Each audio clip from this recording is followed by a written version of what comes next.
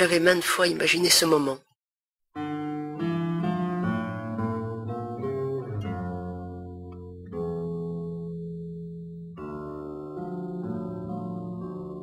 Toi venant inventorier nos objets communs pour décider de ce que tu prends, de ce que tu laisses. Je t'avais proposé, confiante, de faire le choix toi-même.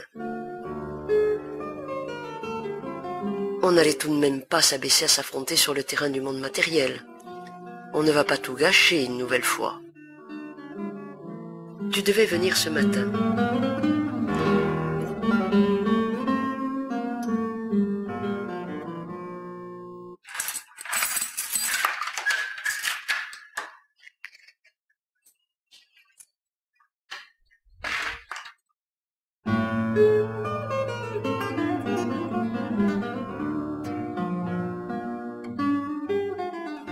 Je vais te laisser agir seul, méditer sur la folie de ton départ.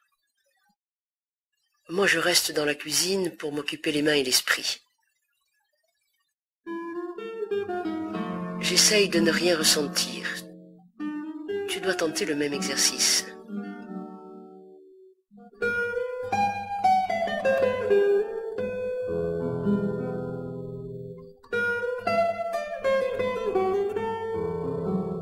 Tu dois avoir méticuleusement inventorié chacun de tes gestes.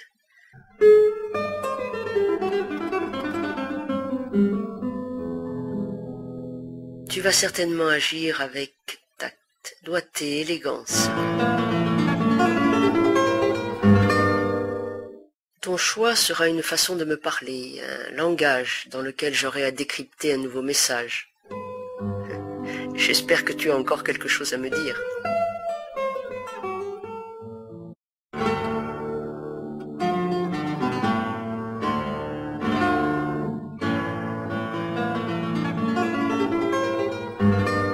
Je t'ai invité à te déterminer sans être consciente que je te tendais un piège. J'imaginais sans doute te faire ainsi payer le prix de l'humiliation et de la douleur que tu m'avais infligée.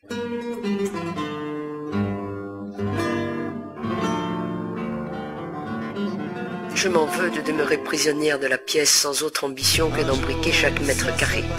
Tiens, c'est la chanson que nous avions écoutée le soir où tu m'avais annoncé que tu n'étais plus sûre de m'aimer.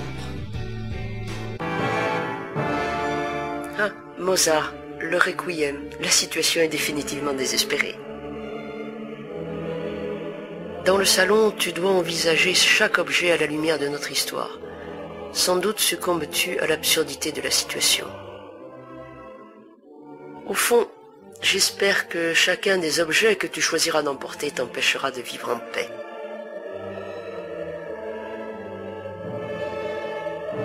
Mais qu'es-tu venu chercher vraiment entre les quatre murs de l'appartement? Le véritable enjeu de ta visite n'est-il pas d'effacer les traces, d'anéantir toute preuve des années passées ensemble? Aucun bruit.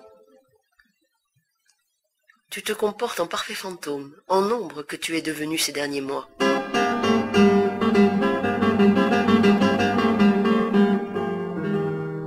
Ne serais-tu pas dans notre chambre? Mais là, je ne vois pas ce que tu pourrais y prendre. Tu as emporté tes vêtements depuis les premiers jours. Il ne reste rien dans la grande armoire, à moins que tu ne t'intéresses aux albums photos rangés dans la commode, ce qui serait une autre affaire. Comment? La guitare?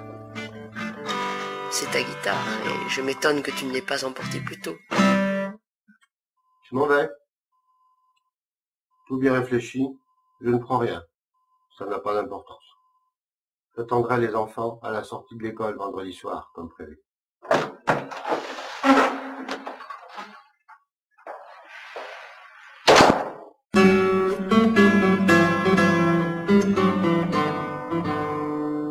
Tu as été parfait. Tu n'as rien emporté. Aucun des livres qui t'avaient marqué, aucune des musiques autour desquelles nous avions construit notre histoire d'amour. Tu me laisses en plan avec les objets. Tu m'abandonnes avec les tiroirs pleins, les rayonnages pleins. Et c'est du vide que tu laisses.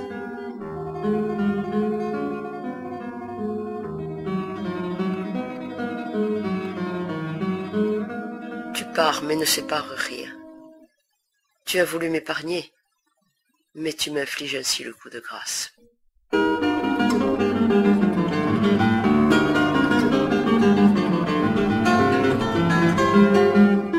Tu refermes la porte derrière toi et je reste seule pour toujours, avec la maison remplie à ras-bord de notre histoire ratée.